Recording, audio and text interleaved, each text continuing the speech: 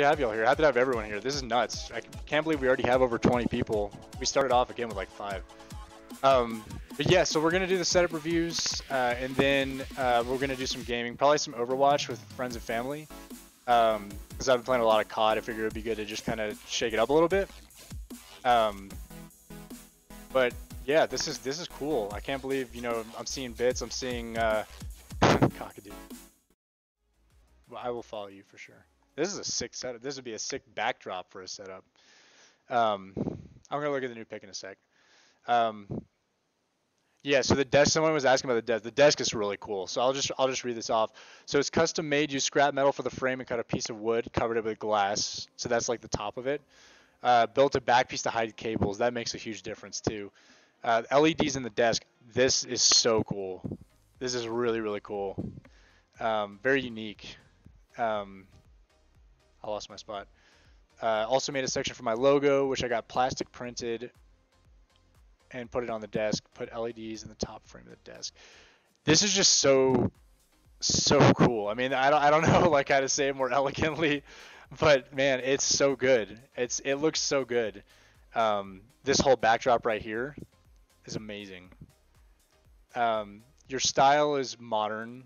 You like it clean but not too flashy. I can tell. That's almost exactly how I would describe. It's like on the verge of being flashy, but it's like very like restrained, you know. It's like there's a difference in my opinion between accent lighting and between you know, like flashy lighting, you know. Let's see. What do you sorry, let's see budget. Very low right now. Okay.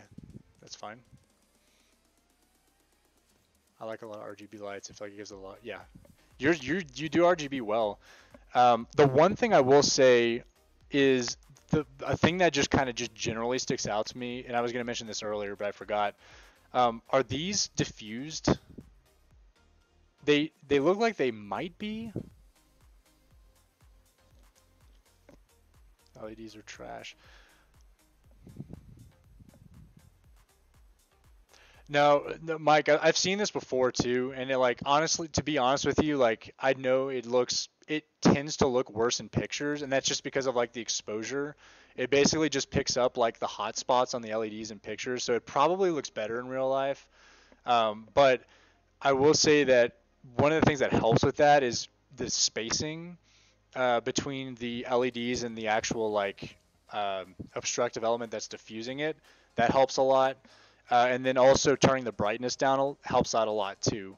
So I don't know what brightness level you have it at, but that could help a lot. The other thing is, there's ways that you can get more diffusion with that amount of space too. You have to look at more like DIY type stuff, but there's definitely different ways you can like spray-ons and things like that will help. That's like if the first thing, like when I look at the setup, that's the thing that just sticks out to me, and I kind of wanted to save that for last because it's way again easier said than done. But there's definitely like tubes and things like that you can buy at Home Depot. I'm lingering a little bit. There's a lot to digest. Okay.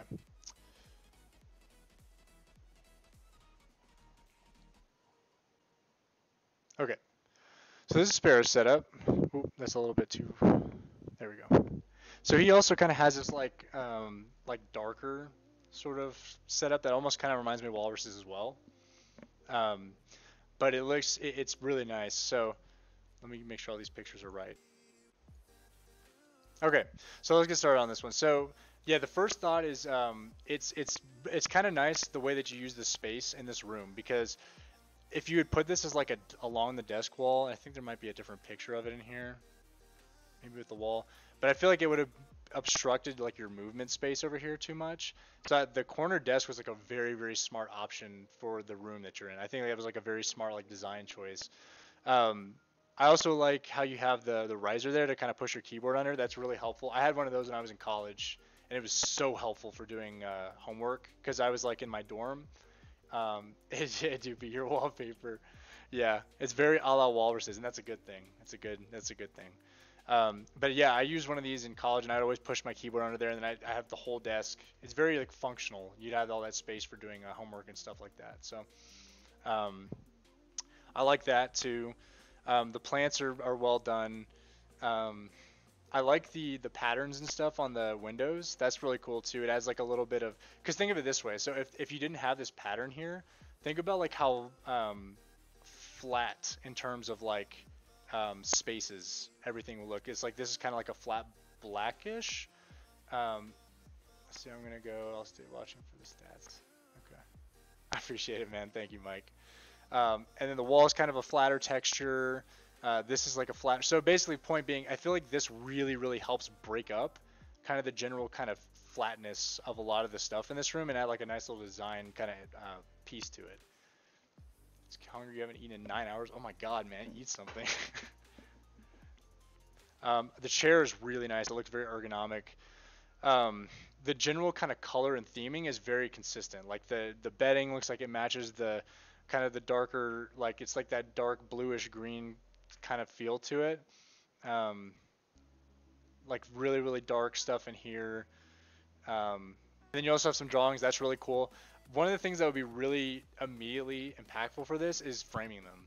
Just getting like a wood frame that like matches this wood texture, and then framing your pictures. That would immediately kind of again, it's a texture break, right? Because I mean, it's like flat, flat, flat, and I don't mean that in a negative way. It's just kind of like an objective way, like it's like a design texture standpoint. So if you had like this type of wood frame around these pictures, it would break up kind of the general flatness of this area, and it would kind of make these pop a little bit more. Yeah. So the cloud is so ridiculously cool, man. I mean, there's just no other way to put it.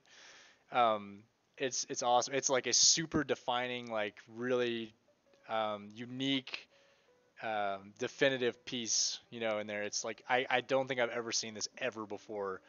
Um, I don't even know if I was you, if I would even link anyone to where it is, where you or how you made it or whatever, just because it's like that. Like there's so much mystique behind it to me.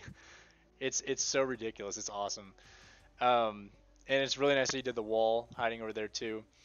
Um, and then the PC is beautiful. It looks like an O11 again, dynamic. And then there's a couple of color lights too. Um, so there's a couple things here that are just really, really good, and they kind of touch on some other points that I've talked about earlier. Let's see, SBM custom made the cloud. So a few things. So the first thing is that's pretty interesting is in this case we talked about imbalances in heights earlier. There was a setup, I think it was in Frank P's, where the desks were different heights. I think these are about the same, but it made it look wrong. No, I love this stuff. So I think it was Clark who said earlier, I love that we love it because it's like you learn so much. I see stuff like this and I'm just like, it just gets like the wheels turning. This is so good.